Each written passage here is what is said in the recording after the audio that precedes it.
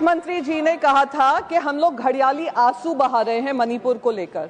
तो घड़ियाली आंसू क्या होते हैं उसकी क्रोनोलॉजी मैंने अभी जब से मणिपुर में 2023 से प्रॉब्लम शुरू हुई है आज तक वहां पे असेंबली बहाल नहीं हुई है, डेमोक्रेसी बहाल नहीं हुई है। I stand to support this bill but this resolution but in protest because we still don't have an elected state assembly in Manipur, something which was promised to them but has been denied to them, sir.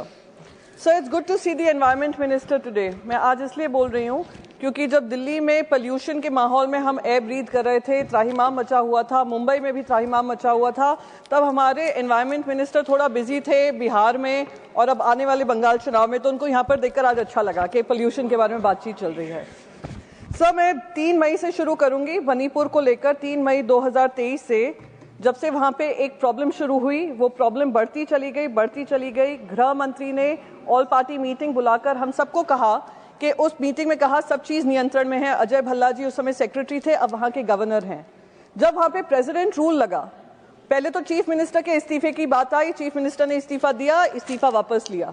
Governor rule का जब discussion parliament में आया वो रात के 3 बजे आया sir, और रात के 3 बजे पूरा ऑपोजिशन बैठा था जिनने भाग लिया है मणिपुर की चर्चा में, पर ट्रेजरी बेंचेस के कोई भी एलाइज ने उस चर्चा में भाग नहीं लिया और पूरी जिम्मेदारी गृह मंत्री को दे दी थी जैसे कि जल्दी से वो भाषण खत्म हो और वो स्टैट्यूटरी जो ऑर्डिनेंस था वो कंप्लीट हो।